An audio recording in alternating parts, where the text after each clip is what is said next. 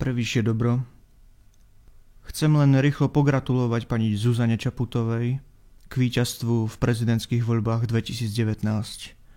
Ja osobne som ju volil znova, pretože osobne si myslím, že je priateľnejšia než nejaký smerácky Šefčovič. S pani Čaputovou nesúhlasím v mnohých veciach, ale v mnohých veciach aj áno.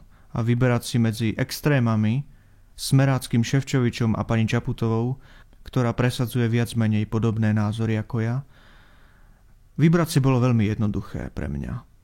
A tí, čo tvrdia, že týmto sme poslali Slovensko do pekiel a že teraz tu zrazu všade budú chodiť homosexuáli a migranti, ste k smiechu.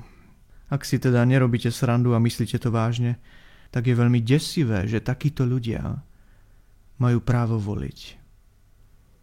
Prezident nemá zákonodárnu moc navrhovať zákony alebo prijímať a stanovovať počet prijatých imigrantov, z ktorých 32 imigrantov, ktorí mali záujem prísť na Slovensko, boli prijatých 5. 5 imigrantov. To je skutočne neskutočná hrozba a týmto tempom skutočne tak za 1 000 000 rokov toto bude všetko pod nadvládou islámu. Skrátka, toto neboli voľby Führera. Nevolili sme žiadneho vodcu, ktorý bude o všetkom rozhodovať a mať moc diktátora. Toto boli prezidentské voľby. Pani Čaputová ako prezidentka bude reprezentovať náš národ a štát vo svete.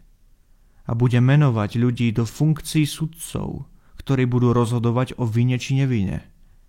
Znovu opakujem, ona je priateľná, no nie je dokonalá. Ale to nie je dôvod, aby som nevolil vôbec. Do komentáru mi môžete napísať váš názor. A to je všetko.